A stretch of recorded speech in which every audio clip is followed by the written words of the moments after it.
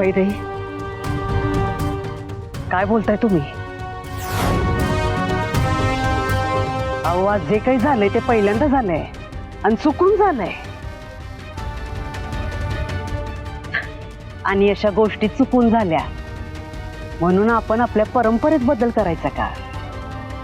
कसं शक्य आहे, नाही? तसेही मक्तेदारांची गोडी आहे ही.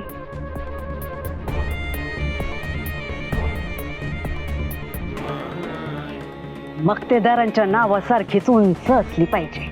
काय? एक मिनिट माई.